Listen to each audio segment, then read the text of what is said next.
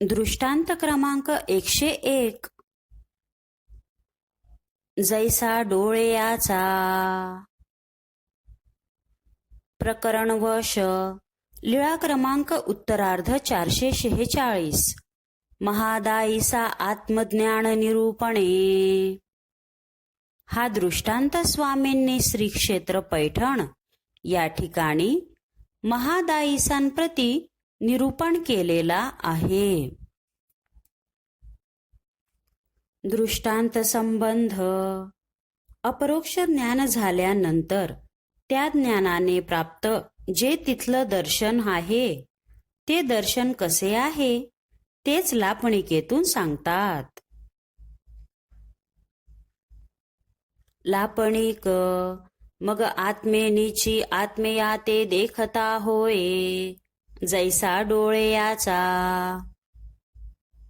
अपरोक्ष ज्ञान झाल्यानंतर मग आत्म्याच्या ज्ञानाने आत्म्याला बघणारा आणि त्याचप्रमाणे परमात्म्याला अर्थात परमेश्वराला बघणारा होतो. हे कशावरून जाणावे? हे जाणावे जसा डोळ्याचा दृष्टांत होय त्यावरून. सूत्र. आत्मज्ञाने मोक्ष. म्हणजे आत्मज्ञानाने मोक्ष प्राप्त होतो. सत्ता ज्ञान तेच अपरोक्ष ज्ञान. म्हणजे सत्ता ज्ञान तेच अपरोक्ष ज्ञान होय. दृष्टांत. डोळा सकळा ते देखे, परी आपण या ते काहीची न देखे. मग कवणे एके साधने करूनी डोळे निची डोळ्या ते देखता होय. डोळा इतर डोळ्यांना बघतो, परंतु तो आपणाला म्हणजे स्वतःला कधीच बघत नाही.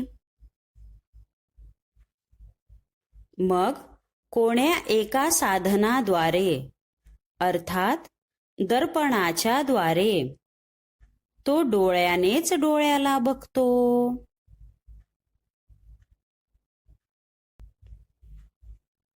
दार्ष्टांतिक.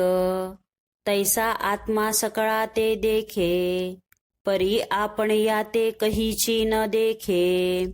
मग कवणे एके साधने करूनी आत्मेनीची आत्मेया ते देखता होय. त्याप्रमाणे जो जीव म्हणजे आत्मा असतो तो इतर जीवांना तसेच पिंडस्थांना देखील बघतो,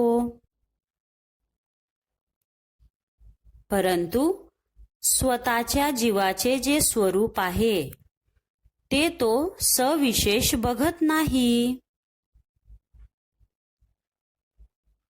अपरोक्ष ज्ञान झाल्यानंतर अपरोक्ष ज्ञानरूपी दर्पणाद्वारे तो अशेष कर्म बघतो, कर्मक्षालनाचे उपाय बघतो, येणारे विघ्न बघतो आणि त्या विघ्नाचे क्षमन कसे करावे हे देखील त्याला माहीत असते. अशा प्रकारे तो जीव स्वरूप सविशेष बघतो.